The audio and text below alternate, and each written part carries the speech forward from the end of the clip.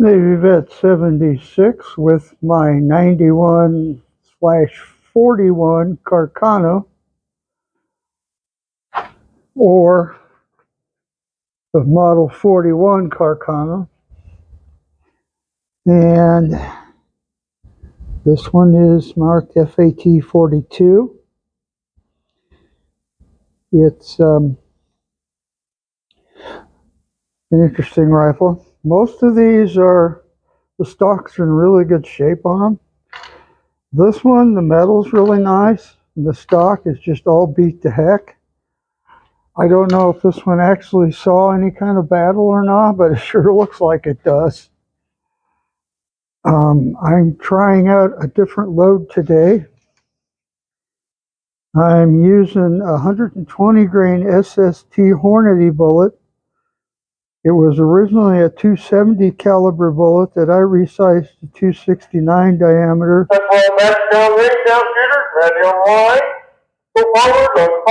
My overall length is 2 inches 850 thousandths.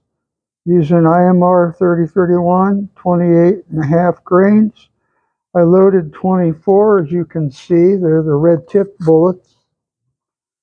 Now the SST is a jacketed plastic tip or polymer tip boat tail. And we're going to try and see how these do. I have some in-block clips here, and we're shooting at 50 yards, like always. Have the chronograph set up.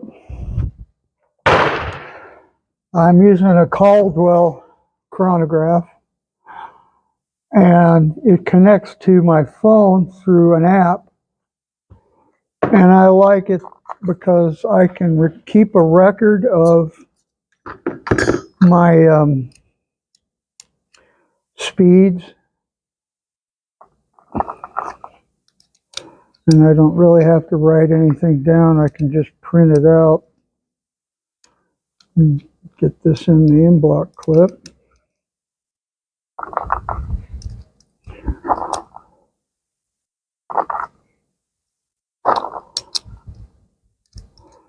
I like to do 5-shot groups. These in-block clips hold 6.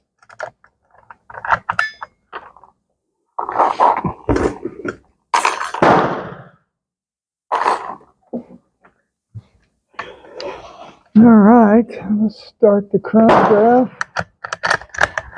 I'll shoot the target on the right. Get this stuff out of the way so you can see. Don't want to lose my load data card. Okay, I got JB well built up on here. I don't know where it's going to shoot. I'm going to shoot like I would conventionally, instead of the way you shoot with normally with Carcano, and see where the first bullet goes.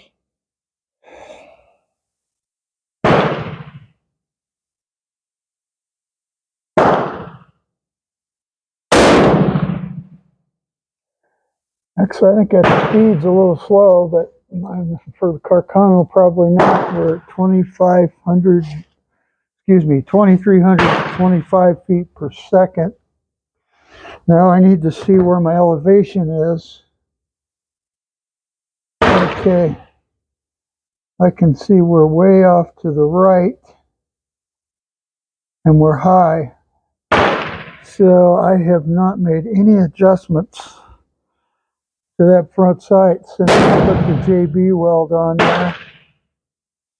So I'm not sure. Well, we know it's going to shoot high and right. So I'll just do some Kentucky windage and see if we can get something going here. So I need to bury the front sight in the V-notch, which is correct for the Carcano.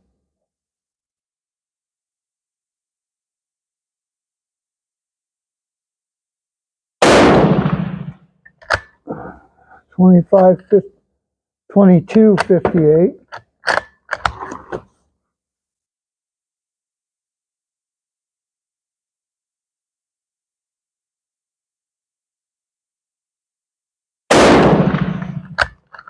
$22.42.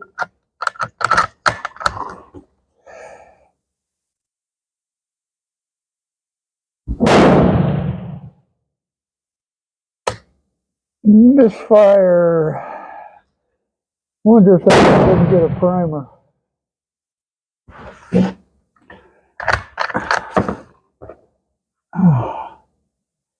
Well, no, it didn't ignite the powder, and now I've got kind of a squib going on there. So now I got to take care of that.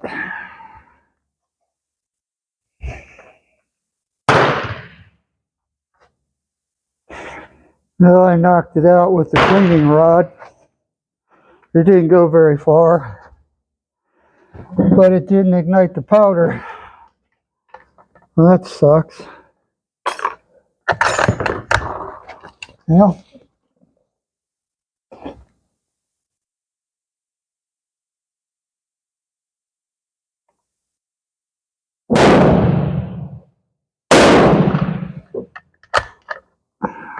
that was $22.88.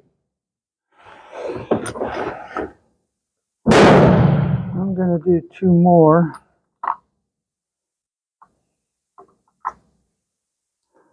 To make up for the squib and the initial test shot.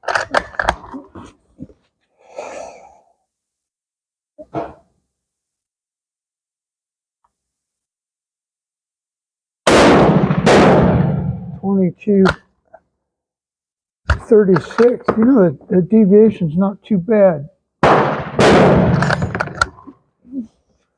I do need to remember to bring some tools with me the next time.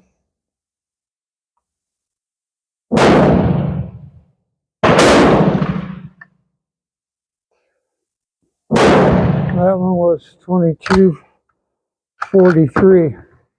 For this light a bullet, I could go faster.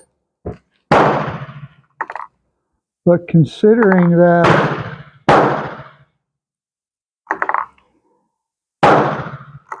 it's a bigger diameter bullet, we don't want to, I've got primers backing out here a little bit. So I'm thinking I've got a little bit of a headspace issue. The primers are not flattened, so I don't think it's pressure. I believe it's a headspace issue. One thing you want to check your cases for pressure signs or headspace, and that primer's backed out of there just a little bit. Now what I can do about the headspace issue is I can back my sizing die up just a little bit, so it'll bring the shoulder up just a tad, and then what you do is you back up your sizing die, and on these cases that have already been fired, and when you size it and check it in the chamber, and you want the bolt to just close on that. You want to feel just a little bit of resistance, and then you know you've got your head spacing right. I don't know. These were not trimmed correctly to begin with, and I had to retrim them to the correct length. 1 minute to ceasefire. 1 minute. And so now I've got primers backing out. I don't know what we did as far as a group, if we got any kind of a group, and we did. But my windage was okay. My elevation was not. Interesting. See, if there's 5 shots, they're all in the same place. Well, we got a minute to ceasefire, so I want to shut this off so it doesn't pick up the flashing red light.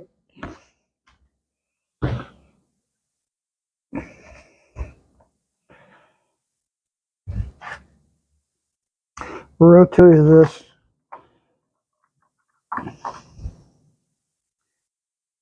You can see that primer's backed out, and all of them that I shot are like that. So that's not good, but it's not bad. And I don't know if you can see it. See all the powder on the table? That's from that. It must have been a bad primer. Or, I mean... Ceasefire, the firing line, make firing line steady. Firing line clear, shoot to the over, set for things good, pick up your breath, pick up on your left. So, I don't mean bad primer. I mean, it didn't ignite the powder, and the power of the primer pushed the bullet out of the case. I'm going to take you down and show you the target. So I built that up with some JB weld, and normally what I do is I bring a file with me, and then I can adjust the JB welds for windage and elevation once I find a load I like. I will tell you the 120 grain bullets do group pretty good. So my first shot was right there to check for elevation, and I was actually aiming, I believe, right here. And so I thought, okay, I'll adjust. So I aimed here. So I aimed right there for the first shot. So then I aimed here to adjust for windage and elevation. And you can see my windage was okay. And my elevation was right on. So that's the 120 grain SST. We're just shooting for groups. So that's okay. But I don't think I want to shoot anymore with the primers backing out. I've got a headspace issue going on, and I do believe it has a lot to do with my sizing die. So we'll just leave it at that today.